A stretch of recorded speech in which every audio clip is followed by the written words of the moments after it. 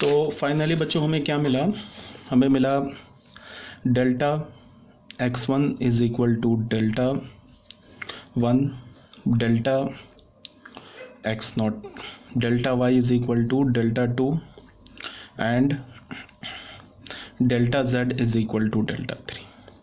ठीक है, अब मैंने बोला कि if delta is not equal to zero, अगर डेल्टा जो है हमारा वो ज़ीरो के इक्वल नहीं है, देन x का वैल्यू क्या होगा, डेल्टा 1 अपॉन डेल्टा, y का वैल्यू क्या होगा, delta 2 upon delta, and z का वैल्यू क्या होगा, डेल्टा 3 अपॉन डेल्टा।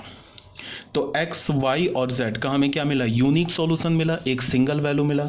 तो हम क्या बोलेंगे, केस 1 में क्या बोलेंगे, if delta is not equal to zero, if delta is not equal to zero, then system of equation 1, 2 and 3 are consistent and have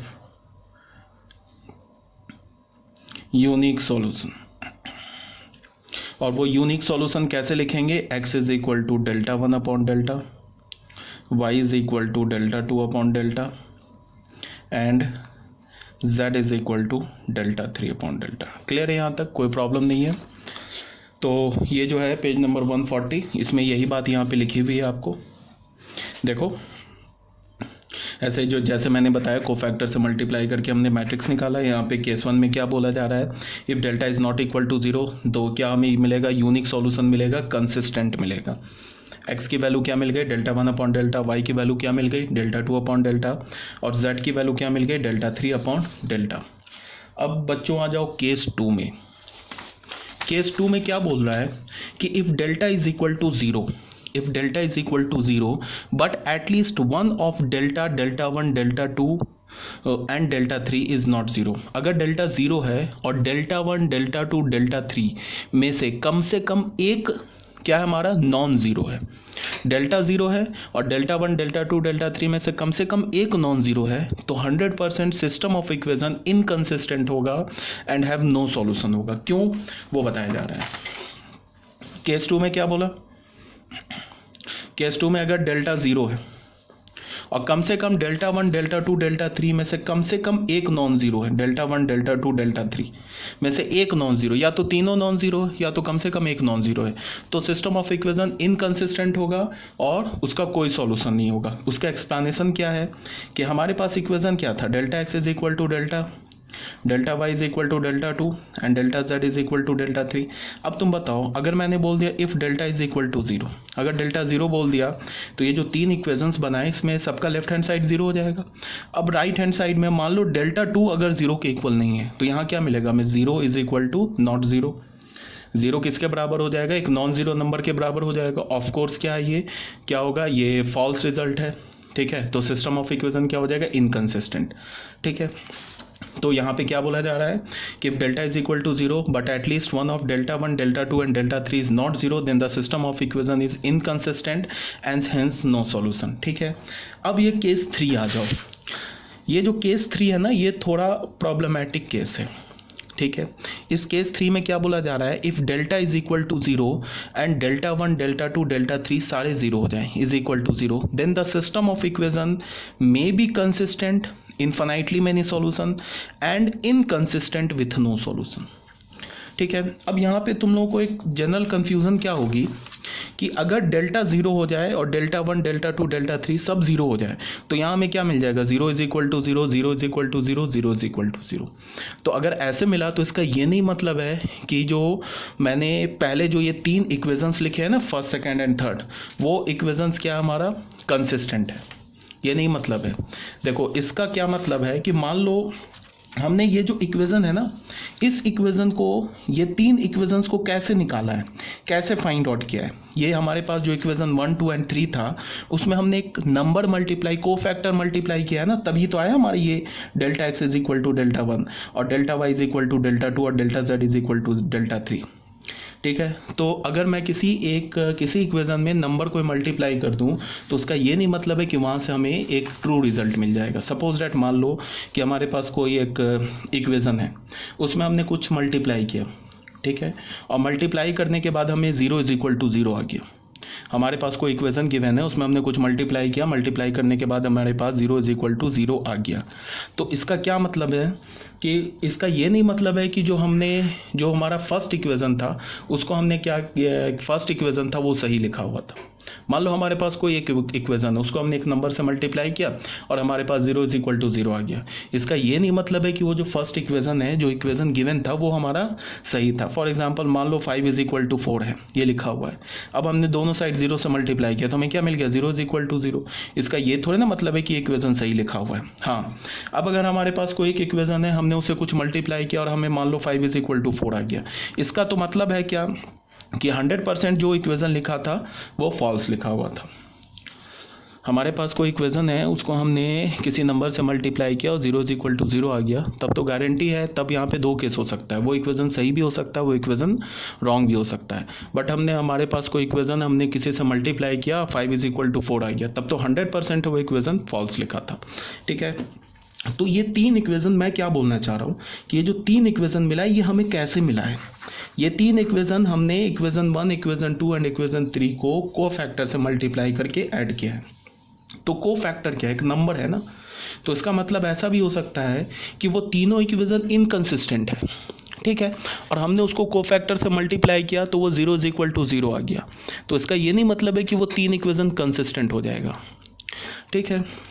तो ये केस 3 में कुछ भी हो सकता है। केस 3 में क्या हो सकता है कि केस 3 में वो तीनों इक्वेशंस इनकंसिस्टेंट भी हो सकता है, नो सॉल्यूशन, और तीनों इक्वेशन कंसिस्टेंट भी हो सकता है और इन्फिनाइटली मेनी सॉल्यूशन हो जाएगा।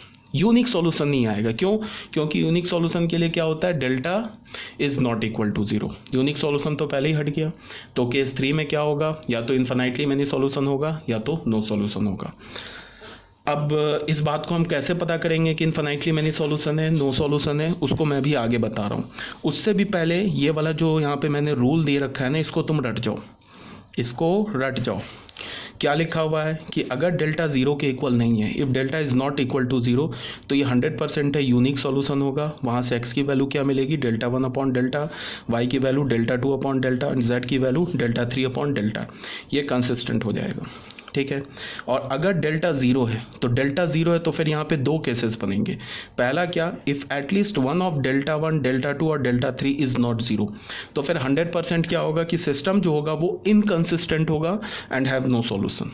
और अगर डेल्टा 0 है और डेल्टा i भी 0 है, फिर i is equal to 1 2 3, means delta 1, delta 2, delta 3 ये भी तीनों 0 है, तो इन्फिनाइटली मेनी सॉल्यूशन भी हो सकता है। अगर इन्फिनाइटली मेनी सॉल्यूशन होगा तो कंसिस्टेंट होगा, और नो सॉल्यूशन भी हो सकता है। नो सॉल्यूशन होगा तो इनकंसिस्टेंट होगा। अब हम चेक कैसे करेंगे कि इन्फिनाइटली मेनी सॉल्यूशन है या नो सॉल्यूशन है, वो अभी तुम्हें आगे बताया जाएगा, ठीक है। उससे पहले एक क्वेश्चन कर लेते हैं, ठीक है। तो ये वाला जो नोट है इसको तो रट जाना है तुम्हें, ठीक है, ये नोट रट जाना है, इसके बिना कोई दूसरा उपाय ही नहीं है।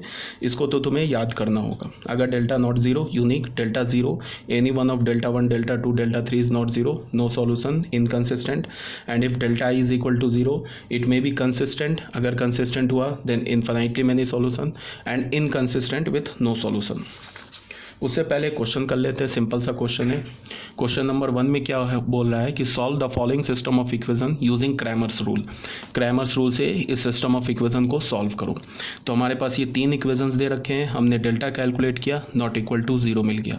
अब जैसे ही डेल्टा नॉट इक्वल टू 0 मिला, वैसे ही हमें क्या पता चला कि सिस्टम ऑफ इक्वेशन कंसिस्टेंट है एंड हैव यूनिक सॉल्यूशन। अब जब हमें ये पता चल गया, फिर हमने डेल्टा 1 कैलकुलेट किया, डेल्टा 2 कैलकुलेट किया, डेल्टा 2 या D2 बोलो या D3 हमने कैलकुलेट किया, ठीक है। और क्रैमर्स रूल से क्या कर दिया, x का वैल्यू क्या हो गया, D1 अपॉन डी या डेल्टा 1 अपॉन डी, y का वैल्यू क्या मिल गया, D2 upon D, and z का वैल्यू क्या मिल गया, D3 अपॉन डी। तो इसमें कुछ ऐसा एक्सप्लेन करने वाली बात नहीं है, कैलकुलेशन है, ये आप खुद ही कर लोगे, ठीक है। ये था हमारा क्वेश्चन नंबर 1। अब बच्चों आ जाओ क्वेश्चन नोट में। इस नोट को समझ लो, ये नोट मैंने क्यों लिखवाया है, ये नोट जो हमारा ये जो थर्ड केस है ना क्रैमर्स रूल का, ये जो थर्ड केस है ना, ये वाला केस जिसमें डेल्टा ज़ीरो है, और ये एक जो केस बन रहा है इन्फिनाइटली मैनी सॉल्यूशन और नो सॉल्यूशन वाला, और ये जो केस बन रहा है इनकंसिस्टेंट वाला, इसी को डिफ्रेंशिएट करने के लिए कैसे समझेंगे। ये वाला केस तो समझने वाली कोई बात ही नहीं है। डेल्टा ज़ीरो मिल गया, any one of delta two, delta one, delta two, delta three not zero मिला, तो ये केस हो जाएगा। और यहाँ पे क्या होगा, सारे ज़ीरो हो गए, डेल्टा आई भी ज़ीरो हो गया, डेल्टा भी ज़ीरो हो गया। तो ये दो केसेस को हम कैसे डिफ्रेंशिएट करेंगे, उसके लिए तुम्हें नोट समझाया जा रहा है। नोट को ज़रा ध्यान से सुनो, ये इम्पॉर्टेंट है, नहीं समझोगे तो प्रॉब्लम हो जाएगी। देखो मोस्टली बुक में मैंने जैसे देखा है, अरिहंत वगैरह जो बुक है उसमें देखा है कि कहीं कहीं कुछ फ्लॉ है क्रैमर्स रूल में।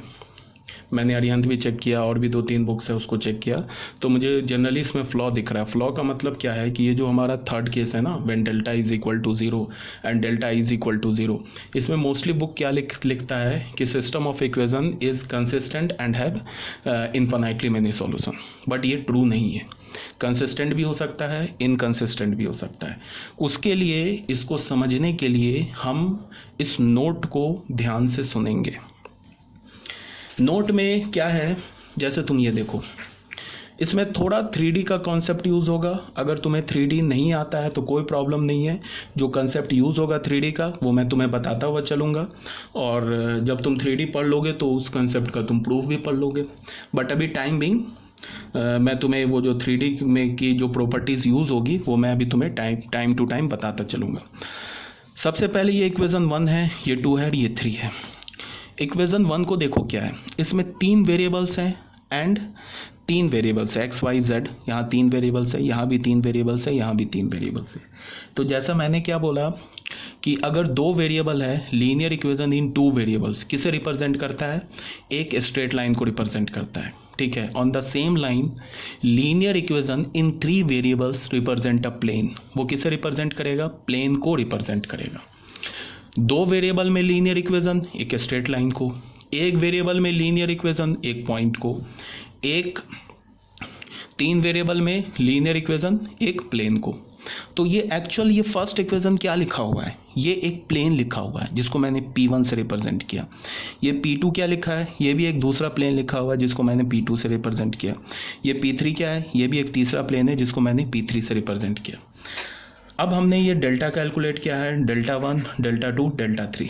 डेल्टा कैसे कैलकुलेट करते हैं, ये डेल्टा के में जो ये नंबर्स लिखा हुआ है ये एक्स वाई जेड का कोफिशिएंट है। डेल्टा 1 कैसे हमने निकाला, ये डेल्टा के फर्स्ट कॉलम को ये कांस्टेंट टर्म से रिप्लेस कर दिया तो हमें डेल्टा 1 मिल गया। डेल्टा 2 कैसे निकाला, डेल्टा के सेकंड कॉलम को हमने कांस्टेंट टर्म से रिप्लेस कर दिया तो हमें डेल्टा 2 मिल गया। अब ये डेल्टा 3 कैसे निकाला, डेल्टा के थर्ड कॉलम को हमने कांस्टेंट टर्म से रिप्लेस कर दिया तो हमें डेल्टा 3 मिल गया। ठीक है, यहाँ तक तो क्लियर होगा, कोई प्रॉब्लम नहीं होगी समझने में।